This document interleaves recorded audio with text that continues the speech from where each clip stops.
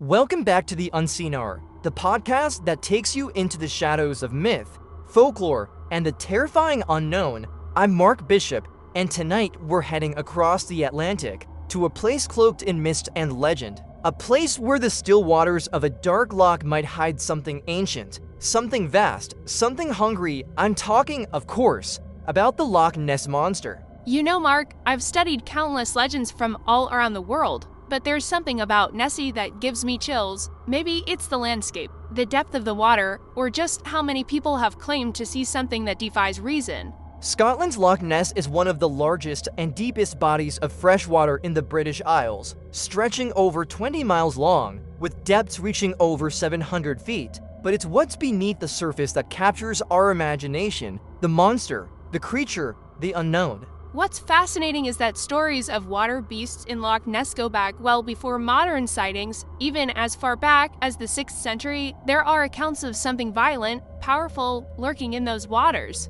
The famous one involves Saint Columba, who supposedly banished a water beast after it attacked a swimmer. That's the thing, most people think Nessie is just a modern phenomenon, a tabloid tale that exploded in the 1930s. But this thing, whatever it is, has been part of Scottish lore for over 1,000 years, and that gives it weight, more than just a blurry photo or two. And let's talk about that photo, the infamous surgeon's photograph from 1934, one of the most iconic cryptid images ever taken. It shows a long neck rising from the water, a serpentine silhouette, haunting and impossible. It fueled the global obsession. Of course, decades later it was supposedly debunked as a hoax, a model, a toy submarine with a sculpture glued on top. But that's the thing, Sarah. Even after that was revealed, people kept seeing her. Exactly, the myth was already alive. It didn't matter anymore if the photo was fake, because hundreds of people had already reported encounters, some from as far back as the 19th century,